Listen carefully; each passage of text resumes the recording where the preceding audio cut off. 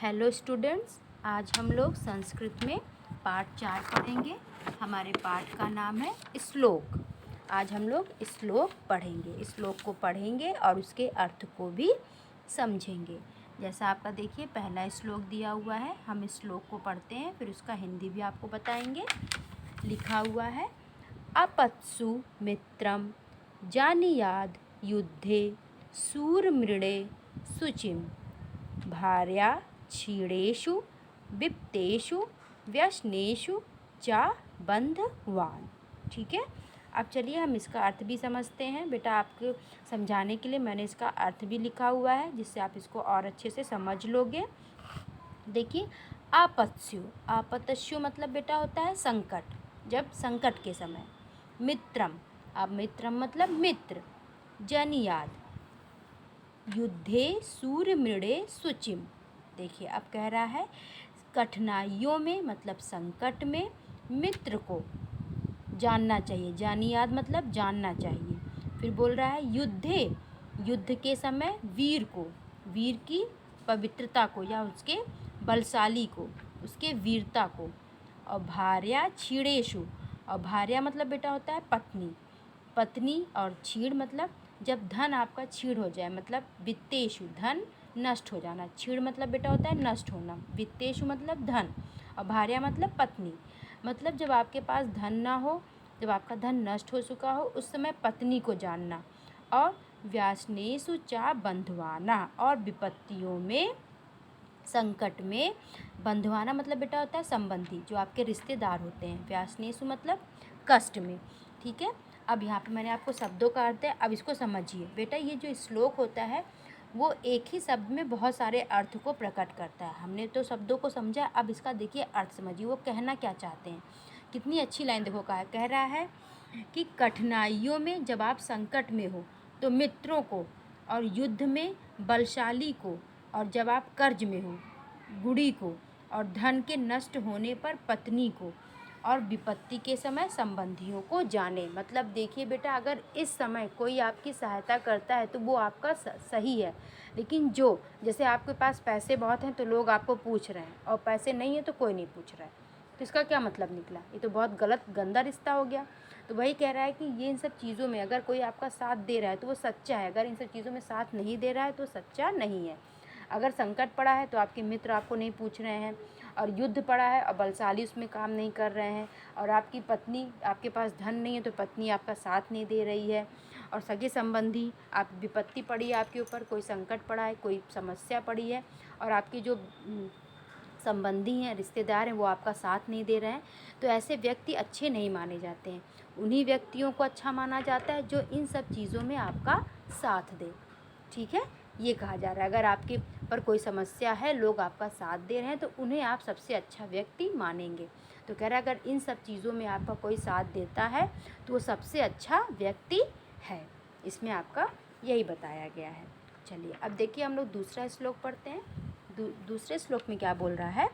ना संशय मनः रुहम नरो भद्राणि पश्यति संशयम पुनरारुहा यदि जीवित पश्यति। बोल रहा है ना मतलब नहीं, संशय मन रहा मतलब बेटा होता है कष्ट के समय, जो कष्ट होता है, कष्ट के बिना। और नरो मतलब होता है मनुष्य, भद्राणी मतलब होता है कल्याण, और पश्यति मतलब होता है देखना। ठीक है, या दर्शन करना या देखना। तो अब पहले समझते हैं। बोल रहा है कष्ट सहे बिना मनुष्य कल्याण का दर्शन नहीं करता है। मतलब कहने का मतलब ये है बेटा, अगर जो व्यक्ति कष्ट नहीं है उसके जीवन में, तो वो कल्याण मतलब वो सुख को प्राप्त नहीं कर सकता जब तक उसको कष्ट नहीं होगा। बेटा अगर आप किसी काम को करते हो, आपको उसमें प्रॉब्लम होता है, देखिए अगर आप उस काम को अच्छे से कर लेते हो तो क्या होता है, आपको सक्सेस हो जाते हो, आप उस काम को आप पा लेते हो। तो क्या होता है, पहले आपको कठिनाई होती है, पहले आप कोई किसी काम को शुरू करते हो तो आपको आता नहीं, धीरे धीरे सीखते सीखते फिर आप उस पर पहुँच जाते हो। तो वही कह रहा है कि कष्ट सहे बिना मनुष्य कल्याण का दर्शन नहीं करता है। मतलब यहाँ पर कहने का ये है, यदि व्यक्ति कष्ट नहीं सहेगा तो वो कल्याण मतलब वो दर्शन नहीं कर पाएगा, अपने को सक्सेस नहीं कर पाएगा, कुछ भी चीज़ों को प्राप्त नहीं कर पाएगा। बोल रहा है संशयम पुनरारूहम यदि जीवति पश्यति, और प्राण संकट में बोल रहा है संशयम मतलब संकट के समय, पुनरारूह मतलब बेटा चढ़कर, और जीवित मतलब जीवित रहना, पश्यति मतलब देखना।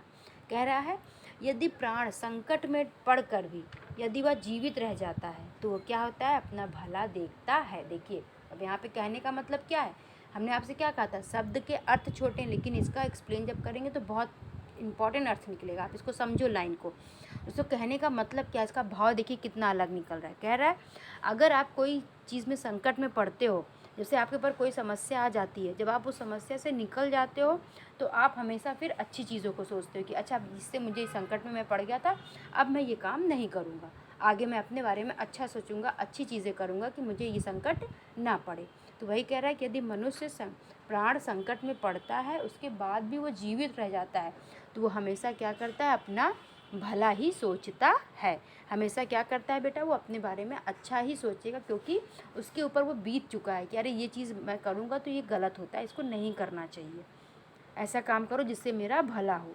तो वही कह रहा है कि अगर आपका जीवन जो है वो प्राण जो है संकट में पड़ के अगर आप उससे निकल गए, जीवित रह गए, तो आप हमेशा अपने बारे में अच्छा ही करोगे। ठीक है, तो कह रहा है बिना कष्ट सहे आप दर्शन नहीं कर सकते, कुछ भी चीज़ों को प्राप्त नहीं कर सकते, और अगर आपका जो प्राण है अगर वो संकट में पड़ गया और अगर आप उससे निकल गए, अपने को उससे निकाल लिए, तो आप हमेशा अपना अच्छा ही करोगे और हमेशा अपना भला ही सोचोगे। ठीक है, चलिए देखिए अब तीसरा क्या लिखा हुआ है, दुर्जना परिहर्तव्यम विद्या अलंकृतो अपि सन मणिना भूषिता सर्प किमशो ना भयंकरम। कह रहा है दुर्जना, दुर्जना मतलब बेटा होता है दुष्ट व्यक्ति, परिहर्तव्य मतलब त्याग करना, विद्या आपको पता ही है। बोल रहा है अलंकृतम जो शुभ मतलब बेटा अलंकार मतलब होता है, अलंकार मतलब होता है सुशोभित होना, जो सुशोभित होता है। फिर बोल रहा है मणिना, मणिना मतलब मणि, भूषिता मतलब होता है सुशोभित होना, सर्पा मतलब आपको पता ही होगा सांप होता है, भयंकर मतलब होता है खतरनाक। अब देखो यहाँ पर कहने का मतलब एक पहले अर्थ को समझते हैं फिर इसके भाव को समझेंगे। कह रहा है दुष्ट व्यक्ति यदि विद्या से सुशोभित भी हो अर्थात वह विद्वान भी हो तो भी उसका परित्याग कर देना चाहिए। और जैसे मणि से सुशोभित सर्प क्या भयंकर नहीं होता। अब देखो यहाँ पर कहने का मतलब ये है बेटा, यदि कोई व्यक्ति बेटा बहुत ही दुष्ट है तो उसके लिए विद्या कोई भी ज़रूरत नहीं है, उस व्यक्ति को आपको त्याग देना चाहिए। दुष्ट व्यक्ति से कोई भी आपको विद्या लेने की आवश्यकता नहीं है, क्योंकि वो दुष्ट है। वो विद्या जो है उसके पास विद्या है लेकिन ऐसी विद्या का आप क्या करेंगे जो खुद वो स्वयं दुष्ट है, वो गलत है, वो बेकार प्राणी है। तो उससे विद्या से अच्छा है कि उस व्यक्ति से विद्या ली ही ना जाए, परित्याग कर दिया जाए, छोड़ दिया जाए। तो आपको समझाने के लिए कह रहा है कि एग्जाम्पल में कह रहा है जैसे देखिए सांप है बेटा, वो देता मणि देता है ना सांप, मणि कितनी सुंदर होती है, कितनी चमकदार होती है ना, लेकिन किससे मिलती है, सर्प से। तो सर्प क्या है बेटा, एक भयंकर ही है ना, वो काट लेगा, काटेगा ना, इससे क्या होगा, मृत्यु हो सकती है। तो वही कह रहा है जो दुष्ट व्यक्ति हैं भले उनके पास विद्या है लेकिन उनसे विद्या लेने की ज़रूरत आपको नहीं है। अगर आप उनसे लोगे तो वो विद्या किसी भी काम की नहीं है। जैसे एक सर्प होता है, भले सुंदर सी मोती मणि दे रहा है लेकिन वो कितना भयंकर है वो आप जानते ही हो। तो सेम उसी तरह ये प्राणी है, उसके पास भले कितनी विद्या है लेकिन है वो कैसा, दुष्ट ही। तो ऐसे व्यक्ति से विद्या लेने की आवश्यकता नहीं होती, उन्हें परित्याग कर देना चाहिए। ठीक है, चलिए अब देखिए चौथा पढ़ते हैं। बोल रहा है संत एव सतः नित्यमा पुद अद्रणम क्षमा गजानाम पंक मग्नानाम गजा एव धुरंधरा। कह रहा है संत ए सता मतलब बेटा सज्जन जो होते हैं, संत मतलब सज्जन, नित्य मतलब आपत्ति जो है, क्षणम मतलब जो आपको आपत्ति पड़ती है, संकट पड़ता है, जो दूर करने के योग्य होते हैं। क्षणम मतलब दूर करना। अब आपको देखो समझाने के लिए एक लाइन भी नीचे दे रहा है। गजानाम मतलब आपको पता होगा हाथी होता है, पंख मतलब कीचड़ होता है, और धुरंधरा मतलब होता है जो किसी भी काम में समर्थ हो। ठीक है, अब इसको हम समझते हैं, पहले इसकी लाइन को फिर भाव को समझेंगे। कह रहा है सज्जन ही सज्जनों की आपत्ति को सर्वदा दूर करने के योग्य होते हैं। कहने का मतलब ये है बेटा जो एक सज्जन व्यक्ति है वो दूसरे व्यक्ति की सज्जनता को समझ सकता है, उसकी जो भी उसके ऊपर विपत्ति पड़ती है उसको दूर कर सकता है, उसकी चीज़ों को समझ सकता है। जैसे यदि कोई कीचड़ में एक हाथी फंसा है तो बेटा उसे वही बलशाली दूसरा हाथी ही निकाल सकता है, क्योंकि उसके दुख को वो वही समझ सकता है और वो उसी के समान बलशाली है।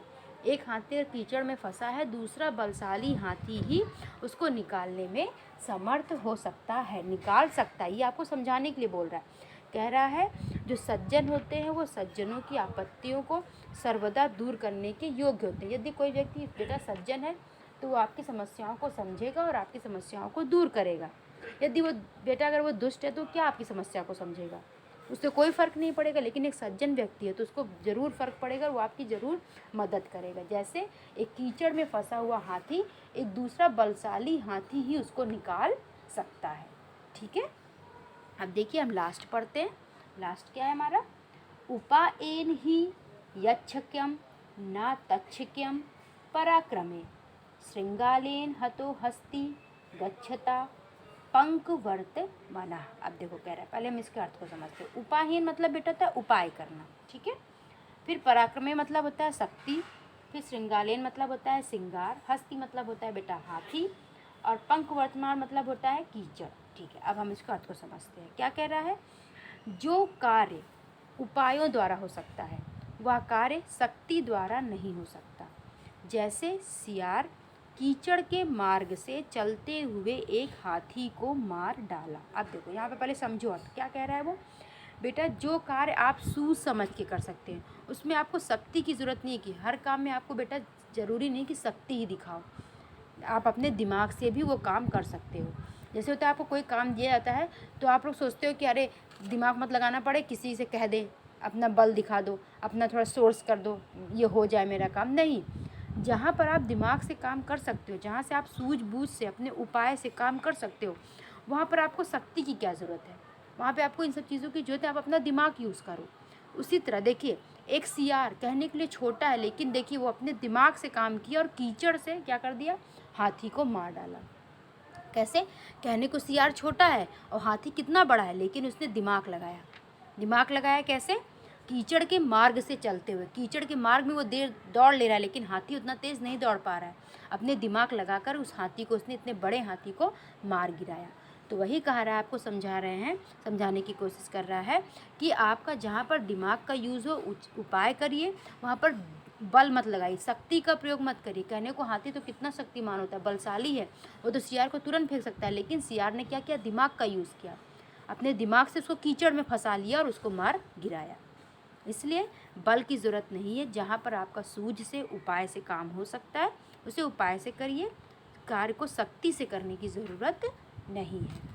ठीक है बेटा, ये देखिए जो श्लोक दिए गए हैं, इन श्लोकों को पढ़िए और अच्छे से समझिए। इसलिए मैंने आपको वीडियो भी बना दिया है कि आपको जहाँ भी कोई भी समस्या हो तो आप इस वीडियो के माध्यम से उसे समझ सकिए। और बेटा इन सब चीज़ों को अपने ऊपर अप्लाई भी करिए। देखिए कितनी अच्छी चीज़ें इसमें आपको समझाई गई हैं कि कैसे क्या करना चाहिए। आप भी दिमाग यूज़ करो, हर जगह बल करने की ज़रूरत नहीं है, और हमेशा लोगों की मदद करिए, सज्जन व्यक्ति बनिए, लोगों के साथ दीजिए। देखिए हमेशा लोगों की, जहाँ भी किसी को प्रॉब्लम हो तो आप उनका साथ दीजिए, अच्छी चीज़ों को करिए।